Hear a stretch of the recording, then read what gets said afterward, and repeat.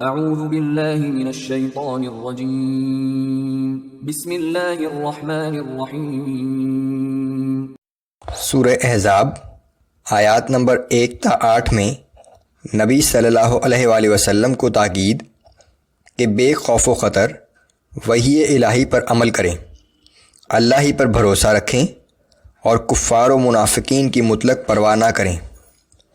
زہار اور منہ بولے بیٹے کے بارے میں کچھ احکام، تمام پیغمبروں سے لیے گئے عہد کا ذکر۔ بسم اللہ الرحمن الرحیم۔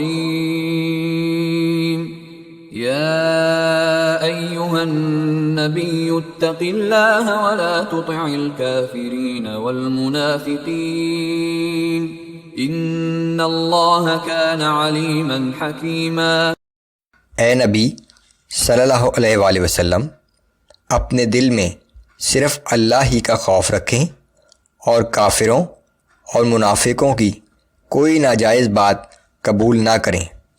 بلا شبہ اللہ سب کچھ جاننے والا اور بڑی حکمت والا ہے۔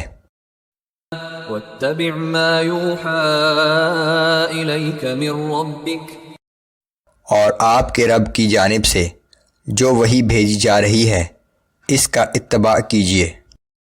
ان اللہ کان بما تعملون خبیرا، بے شک اللہ ان تمام کاموں سے باخبر ہے جو تم لوگ کرتے ہو۔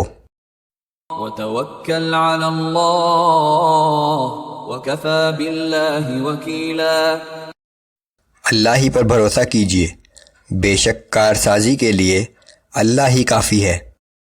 ما جعل اللہ لرجل من قلبین فی جوفہ وما جعل ازواجکم اللائی تظاہرون منہن امہاتکم وما جعل ادعیاءکم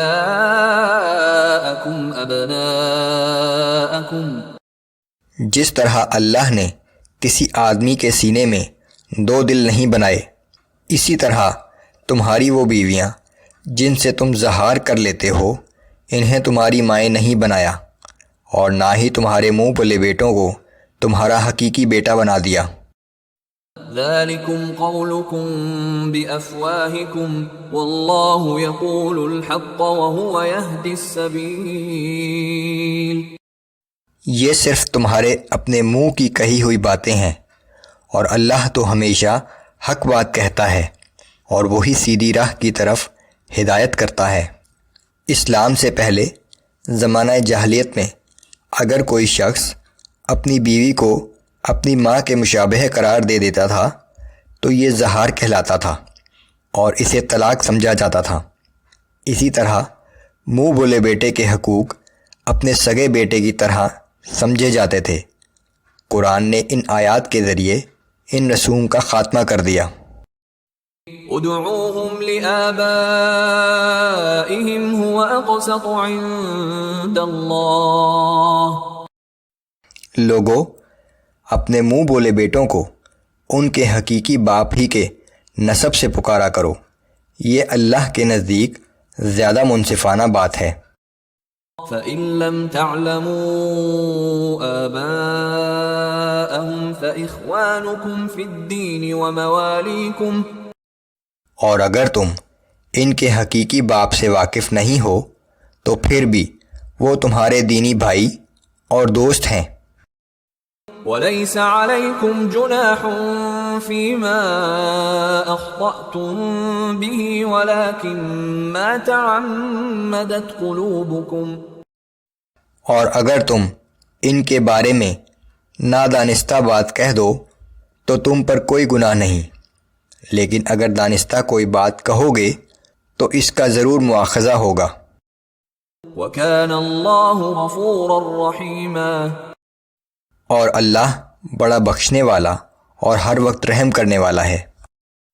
النبی اولا بالمؤمنین من انفسهم وازواجه امہاتهم، اہل ایمان پر نبی صلی اللہ علیہ وآلہ وسلم کا یہ حق ہے کہ وہ انہیں اپنی جان سے بھی زیادہ مقدم سمجھیں، اور نبی صلی اللہ علیہ وآلہ وسلم کی ازواج مطہرات ان کی مائیں ہیں۔